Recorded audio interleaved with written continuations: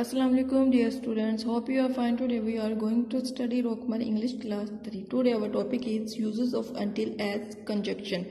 until का इस्तेमाल as a conjunction या बतौर conjunction जो है until कैसे इस्तेमाल होता है. एग्जाम्पल्स देख लेते हैं इसकी. I shall wait with you, मैं आपके साथ इंतज़ार करूँगा until the bus comes, बस के आने तक या बस के आने तक मैं आपके साथ इंतज़ार करूँगा. until मीन तक.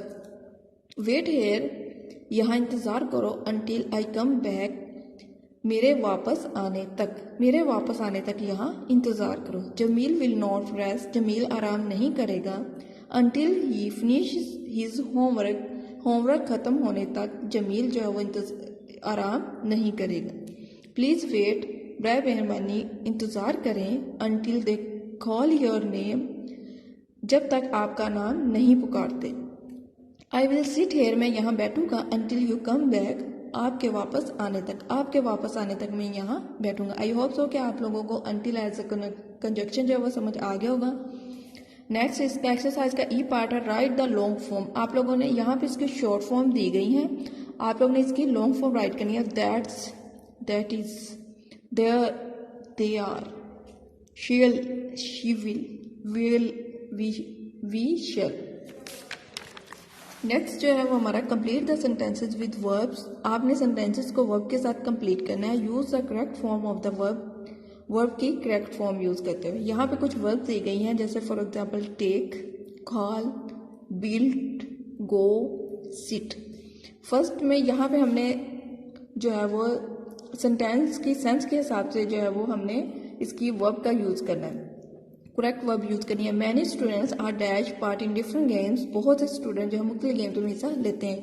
जिस सेंटेंस में आर, इज, एम का यूज हो वहां पे फर्स्ट फॉर्म के साथ हमने आईएनजी का इजाफा करना है, यानी आईएनजी ऐड करनी है. फॉर एग्जांपल टेकिंग, ठीक है. नेक्स्ट है bang dash the starter gun, gun की गूंजदार आवाज आनी शुरू होती है. यहाँ पे गो है, गो के साथ हमने ईएस लगा देना है क्योंकि प्रेजेंट टेंस की बात की गई है तो हमने ईएस ऐड कर देना है. प्रेजेंट टेंस में हम फर्स्ट वर्ब के साथ ईएस या एस का इजाफा करते हैं. This is dash a sack race, ये सैक रेस कहलाती है. यहाँ पे कॉल फर्स्ट फॉर्म यूज किया, हम इसके साथ ईडी यूज करेंगे क्योंकि ये इसकी सेंस जो है वो पास्ट बन रही है. The bird has dash a nest in the tree, परिंदे ने दरख्त में घोंसला बना रखा है. यहाँ पे हैज और हैव जहाँ पे यूज हो वहाँ पे थर्ड फॉर्म यूज होती है. यहाँ पे बिल्ड है, बिल्ड की जो सेकेंड और थर्ड फॉर्म वो है बिल्ट ही है. The bird is dash on the eggs, परिंदा जो है वो अंडों पर बैठा हुआ है. इज यूज किया हुआ है तो सिट के साथ ING form. I hope so कि आप लोगों को वर्ब का सही इस्तेमाल आ गया होगा.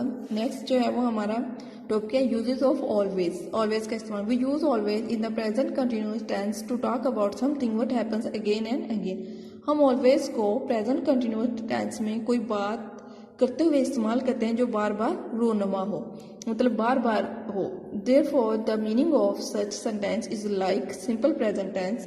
अगलीचा इसके मैनी जो है वो सिंपल प्रेजेंट टेंस के तौर पर ही लिए जाते हैं. For example they are always doing something, वो कुछ ना कुछ करते, वो हमेशा कुछ ना कुछ करते रहते हैं. Translate the sentences into your national language. उन्होंने कहा है कि कुछ सेंटेंसेस दिए गए हैं, आपने इनको नेशनल लैंग्वेज में चेंज करना है. यहाँ पे भी जो है वो ऑलवेज का यूज किया गया. ही इज ऑलवेज लाफिंग, वो हमेशा हंसता रहता है. They are always quarrelling with one another, वो हमेशा एक दूसरे के साथ लड़ते रहते हैं. You are always waiting for me, आप हमेशा मेरा इंतजार करते रहते हैं. She is always discussing with her friends, वो हमेशा अपने दोस्तों से मशवरा करती रहती है. He is always playing cricket, वो हमेशा क्रिकेट खेलता रहता है. ये एक्सरसाइज के जो ये डी पार्ट है, ई है और नेक्स्ट जो है वो एफ है और जी है. ये एज अ होमवर्क है जो आप लोग ने एज अ होमवर्क सबमिट करवाना है. आई होप सो कि आप लोगों को वीडियो की समझ आ गई होगी. अगर ना हो तो प्लीज़ इसे दोबारा देखिएगा. Thank you so much. अल्लाह हाफिज़.